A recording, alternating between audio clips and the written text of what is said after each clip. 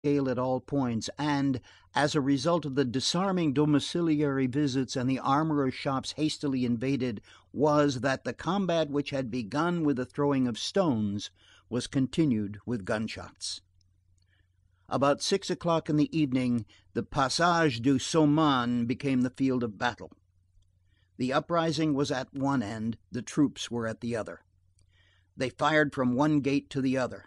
An observer, a dreamer, the author of this book, who had gone to get a near view of this volcano, found himself in the passage between the two fires. All that he had to protect him from the bullets was the swell of the two half columns which separate the shops. He remained in this delicate situation for nearly half an hour. Meanwhile, the call to arms was beaten. The National Guard armed in haste, the legions emerged from the mayoralties, the regiments from their barracks. Opposite the Passage de l'Ancre, a drummer received a blow from a dagger. Another, in the Rue de Cygne, was assailed by 30 young men who broke his instrument and took away his sword. Another was killed in the Rue Grenier Saint-Lazare. In the Rue Michel Comte, 3 officers fell dead one after the other. Many of the municipal guards, on being wounded in the Rue des Lombards, retreated. In front of the Cour Batave, a detachment of National Guards found a red flag bearing the following inscription: Republican Revolution, numero 127. Was this a revolution in fact? The insurrection had made of the centre of Paris a sort of inextricable, tortuous, colossal citadel. There was the hearth, there, evidently, was the question. All the rest was nothing but skirmishes. The proof that all would be decided there lay in the fact that there was no fighting going on there as yet. In some regiments the soldiers were uncertain, which added to the fearful uncertainty of the crisis. They recalled the popular ovation which had greeted the neutrality of the 53rd of the line in July, 1830. 2 intrepid men tried in great wars. The Marshal Lobau and General Bugeaud were in command. Bugeaud under Lobau. Enormous patrols, composed of battalions of the line, enclosed in entire companies of the National Guard, and preceded by a commissary of police wearing his scarf of office, went to reconnoitre the streets in rebellion. The insurgents, on their side, placed vedettes at the corners of all open spaces, and audaciously sent their patrols outside the barricades. Each side was watching the other. The government, with an army in its hand, hesitated. The night was almost upon them, and the Saint Merry tocsin began to make itself heard. The Minister of War at that time, Marshal Soult, who had seen Austerlitz, regarded this with a gloomy air. These old sailors, accustomed to correct maneuvers and having as resource and guide only tactics, that compass of battles, are utterly disconcerted in the presence of that immense foam which is called public wrath. The National Guards of the suburbs rushed up in haste and disorder. A battalion of the 12th Light came at a run from Saint Denis. The 14th of the line arrived from Courbevoie. The batteries of the military school had taken up their positions on the Carrousel. Cannons were descending from Vincennes. Solitude was formed around the Tuileries. Louis Philippe was perfectly serene. End of chapter 4. Chapter 5. Originality of Paris. During the last 2 years, as we have said, Paris had witnessed more than one insurrection. Nothing is generally more singularly calm than the physiognomy of Paris during an uprising beyond the bounds of the rebellious quarters. Paris very speedily accustoms herself to anything. It is only a riot, and Paris has so many affairs on hand that she does not put herself out for so small a matter. These colossal cities alone can offer such spectacles. These immense enclosures alone can contain at the same time civil war and an odd and indescribable tranquillity.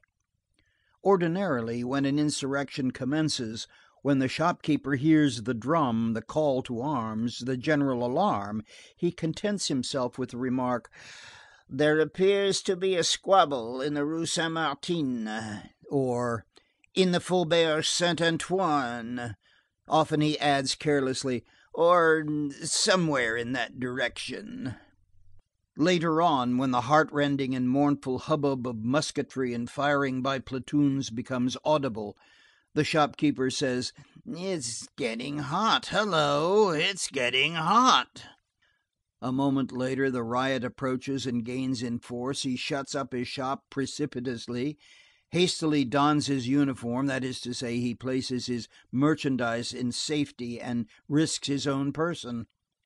Men fire in a square, in a passage, in a blind alley. They take and retake the barricade. Blood flows. The grape shot riddles the fronts of houses.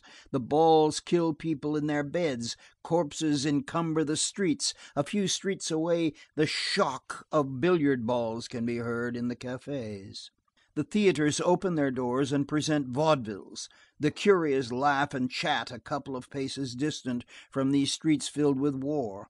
Hackney carriages go their way. Passers-by are going to a dinner somewhere in town, sometimes in the very quarter where the fighting is going on. In 1831, a fusillade was stopped to allow a wedding party to pass.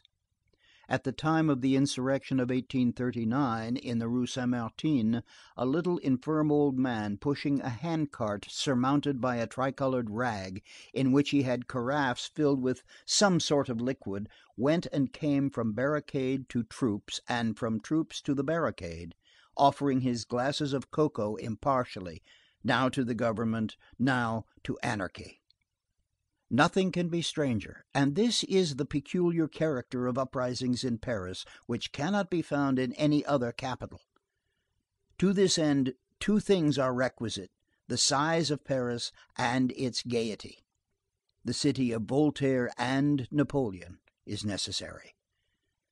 On this occasion, however, in the resort to arms of June 25th, 1832, the great city felt something which was, perhaps, stronger than itself. It was afraid. Closed doors, windows, and shutters were to be seen everywhere, in the most distant and most disinterested quarters. The courageous took to arms, the poltroons hid. The busy and heedless passers-by disappeared. Many streets were empty at 4 o'clock in the morning. Alarming details were hawked about, fatal news was disseminated. That they were masters of the bank, that there were 600 of them in the cloister of Saint Merry alone, entrenched and embattled in the church. That the line was not to be depended on, that Armand Carrel had been to see Marshal Clausel, and that the marshal had said: "Get a regiment first." That Lafayette was ill, but that he had said to them nevertheless: "I am with you, I will follow you wherever there is room for a chair."